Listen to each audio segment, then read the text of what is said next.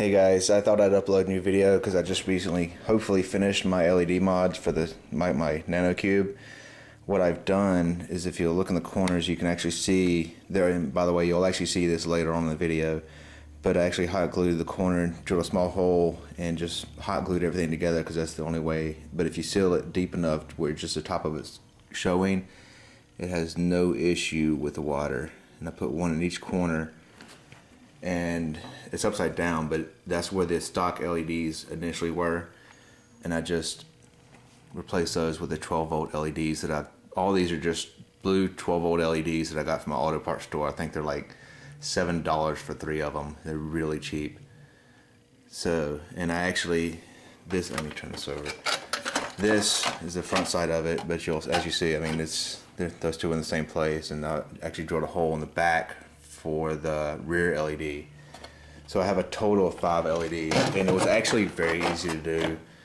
If you'll look right here, that's where they were actually plugged into with the original LEDs. Just pull that out, pull all the wiring out, and just put your stuff in. As far as wiring, if you know anything about electronics, if not, you can Google it, or I can help you, shoot me a message, I can help explain it. But the front 2 LEDs are in parallel, the 2 middle ones are in parallel, and everything is wired in series. So it's actually the middle 2 and the front 2 have the same brightness, and the rear one has the same, hopefully the same brightness as all the rest of them. So it's trying to keep a same level of brightness, because if you put them all in series, one will be brighter than the rest, and it gets kind of annoying. But if you see, I actually wired it in series with the original stock switch, and wired it around back to a jack that I just got from Radio Shack that just goes to any 12-volt power supply that you can get pretty much anywhere. I actually have a bunch laying around that from old routers, because most cable modems and routers all use 12 volts. But it's really simple to do. Honestly, about a couple hours work, and if you get too hot of a hot glue gun, it's really a pain in the butt. In case you're curious, that's actually soldered together, and I use a liquid electrical tape just for a better connection. I'm actually going to use another coat once this dries.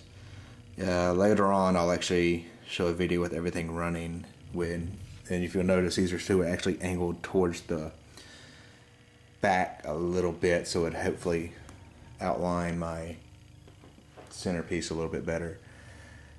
But I will show that shortly as soon as I get everything put back together and everything dries. Alright, so I finished the LED mod, and just to let you know that this is with this isn't the LEDs, this is actually fluorescence. But I wanted to show you kind of, because since it is a video camera, what it looks like before and after as far as day and night. This is with the fluorescence on. By the way, there's no lights on in this room, so the only lights are coming from the aquarium. And this is just with the LEDs. I'm rather pleased. The only thing I messed up on is I wish I'd put them a little more center, but I'm really happy with it. I mean, if you can tell, I mean, if I've got full light as far as LEDs go.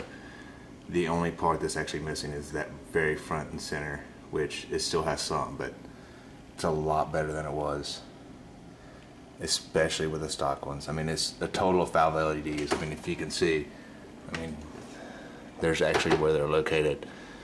Sorry about the actual focus. Apparently this camera does not like 0 light or low light conditions. But if you notice, it's kind of like a V-shaped, which actually works just because of the way the lid's made. But I'm very pleased with it.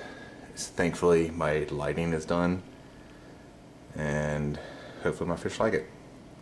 If you guys have any questions or want to know more on how to do this, just send me a message.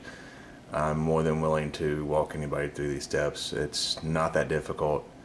The parts, including tools, was probably like, I don't know, 20 bucks, or average about 20 bucks. Because I mean, assuming you had to buy a soldering iron, that's about $7. The lights total were about $15 for all the lights. Random power supply I had laying around, electrical tape, liquid tape, whichever you prefer. The connector was about less than $2. So I mean, you see, it's really easy to do and really cheap. So I think it was well worth it. Enjoy. Thanks.